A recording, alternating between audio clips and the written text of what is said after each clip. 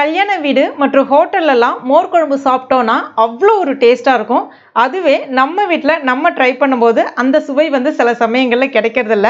இன்றைக்கி நம்ம ஒரு சின்ன சின்ன டிப்ஸை ஃபாலோ பண்ணி நம்ம வீட்டில் சுவையான மோர் குழம்பு எப்படி ரெடி பண்ணலான்னு தான் இன்றைக்கி இந்த வீடியோவில் பார்க்க போகிறோம். இதை இப்போ எப்படி செய்யுதுன்னு பார்க்கலாம். வெல்கம் டு டுடே சமையல்.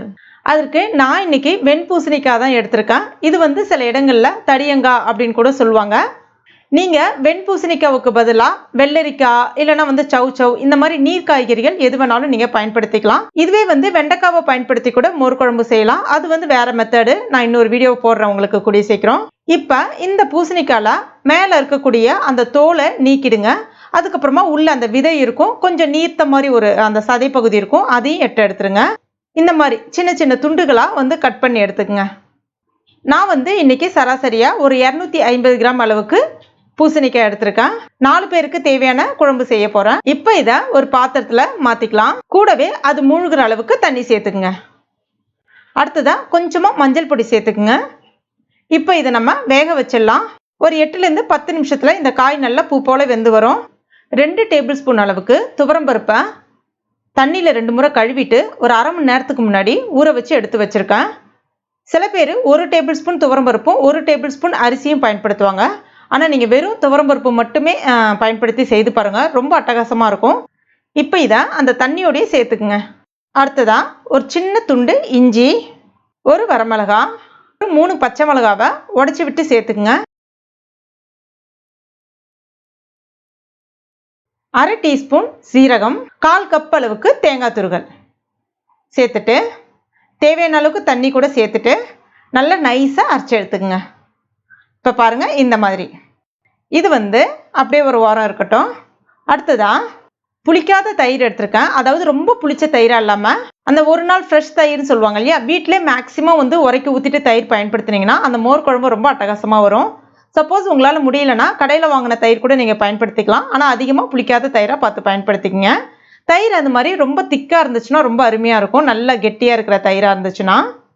இப்போ இந்த தயிரை வந்து கரண்டியை பயன்படுத்தி அடிக்கிறத விட மிக்சி ஜாரில் சேர்த்துக்குங்க. சேர்த்துட்டு ஒரு பல்ஸ் இல்லை 2 பல்ஸ் விட்டு எடுத்தீங்கன்னா நல்ல உங்களுக்கு க்ரீம் டெக்ஸ்சருக்கு கிடைக்கும். இப்போ நான் அந்த மாதிரி தான் செய்துக்கிட்டு இருக்கேன்.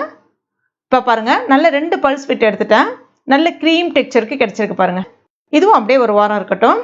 அடுத்ததாக கொஞ்சமாக கருவேப்பிலை இலைகள். மோர் குழம்புனாலே கருவேப்பிலை நிறைய போட்டால் தான் நல்ல வாசனையாக சுவையாக இருக்கும். கத்திரிக்கோலை பயன்படுத்தி இந்த மாதிரி நல்ல குட்டி குட்டியாக கட் பண்ணிக்கங்க, சூப்பராக இருக்கும்.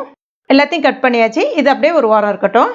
அடுத்ததான் இப்போ பாருங்கள், அந்த காய் நல்லா வெந்து வந்துருச்சு. இது அப்படியே நம்ம எடுத்து எட்ட வச்சிடலாம், அந்த தண்ணியோடய இருக்கட்டும்.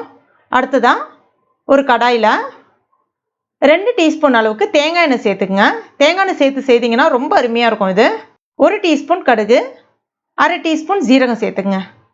இப்போ இதெல்லாம் வெடித்து வந்த பிறகு ஒரு 4 வரமிளகாய் சேர்த்துக்குங்க.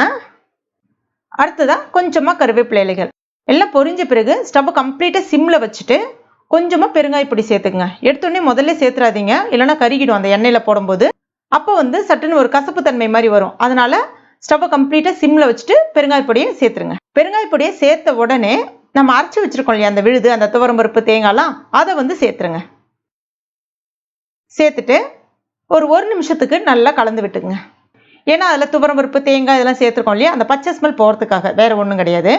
அடுத்ததாக நம்ம வேக வச்சு எடுத்து வச்சுருக்கோம் இல்லையா காய், அதையும் சேர்த்துக்கலாம். அதில் தண்ணி இருந்தால் தப்பு இல்லை, அதோடய சேர்த்துக்குங்க, நல்லாயிருக்கும். சேர்த்துட்டு மறுபடியும் ஒரு 2லேருந்து 3 நிமிஷத்துக்கு இது ஒரு முறை நல்லா கலந்து விட்டுட்டு ஜஸ்ட் அங்கங்கே ஒரு கொதி வர்ற மாதிரி பார்த்துக்குங்க. இப்போ பாருங்கள், ஒரு 3 நிமிஷம் ஆயிடுச்சு. அங்கங்கே ஒரு கொதி ஒன்று வருது பாருங்கள். இப்போ இந்த ஸ்டேஜில் ஸ்டவ்வை கம்ப்ளீட்டாக சிம்மில் வச்சுருங்க. நம்ம தயிர் ரெடி பண்ணியிருந்தோம் இல்லையா, அதை வந்து இது கூட சேர்த்துக்கலாம். சேர்த்துட்டு இதுக்கு தேவையான அளவுக்கு உப்பு சேர்த்துங்க. சேர்த்துட்டு ஒரு முறை கலந்து விட்டுங்க. இதுக்கப்புறம் கலந்துலாம் எதுவுமே விட வேண்டாம். ஸ்டவ் கம்ப்ளீட்டாக சிம்மில் இருக்கட்டும். நிதானமாக அங்கங்கே அப்படியே ஒரு பபுள்ஸ் மாதிரி லைட்டாக பொங்கின மாதிரி வரும். கொதிக்க விடக்கூடாது, அங்கங்கே லைட்டாக அப்படியே மேலெழும்பி பொங்கின மாதிரி வரும். இந்த ஸ்டேஜில் ஸ்டவ்வை ஆஃப் பண்ணிவிடுங்க. ரசம்லாம் கொதிக்கிறதுக்கு முன்னாடி லைட்டாக ஒரு பொங்கி வரும்னு சொல்லுவாங்க இல்லையா, அதே மாதிரி தான் இதுவும். அந்த பால் பொங்கி வர்ற மாதிரி அங்கங்கே லைட்டாக பொங்கி வரும். உடனே ஆஃப் பண்ணிடணும், கொதிக்க விடக்கூடாது. அவ்வளோதான். இப்போ கொஞ்சமாக நம்ம கட் பண்ணி வச்சுருக்க அந்த கருவேப்பிலை இலைகளை தூவிடலாம். ஒரு பர்ஃபெக்டான மோர் குழம்பு சூப்பராக ரெடி ஆயிடுச்சு. நீங்களும் கட்டாயம் உங்கள் வீட்டில் இதே மெத்தடில் இந்த டிப்ஸ் எல்லாத்தையுமே ஃபாலோ பண்ணி ட்ரை பண்ணி பாருங்கள். கல்யாண வீடுகளில் இல்லைனா ஹோட்டல்லலாம் சாப்பிட்டீங்கன்னா எப்படி உங்களுக்கு ஒரு டேஸ்ட் கிடைக்குமோ அதே டேஸ்ட் கிடைக்கும். ரொம்ப ரொம்ப அருமையாக இருக்கும். கண்டிப்பாக ட்ரை பண்ணி பாருங்கள். மோர் குழம்பு சூடாக செய்து சாப்பிட்றத விட நல்லா ஆற விட்டு சாப்பிட்டீங்கன்னா இன்னும் ரொம்ப அருமையாக இருக்கும். எப்பவுமே காலையில் செய்துட்டீங்க அப்படின்னா அதை இட்லி தோசைக்கும் தொட்டு சாப்பிட்லாம். மதிய நேரங்களில் நம்ம சாப்பாடோடையும் சேர்த்து சாப்பிட்லாம். ரொம்ப அருமையாக இருக்கும். ட்ரை பண்ணிட்டு மறக்காமல் எனக்கு கமெண்ட் பண்ணுங்கள். இந்த வீடியோ பிடிச்சிருந்தா லைக் பண்ணுங்கள். உங்கள் நண்பர்கள் மற்றும் ஃபேமிலி மெம்பர்ஸ் கூட மறக்காமல் ஷேர் பண்ணுங்க. மேலும் இது போன்ற டேஸ்டி ரெசிபிகளுக்கு நம்ம டுடே சமையல் இது வரைக்கும் நீங்கள் சப்ஸ்கிரைப் பண்ணாத நண்பர்களாக இருந்தீங்கன்னா உடனே சப்ஸ்கிரைப் பண்ணிங்க. கூடவே மறக்காமல் அந்த பெல் நோட்டிஃபிகேஷன் சிம்லேயே ப்ரெஸ் பண்ணுங்க. தேங்க்யூ.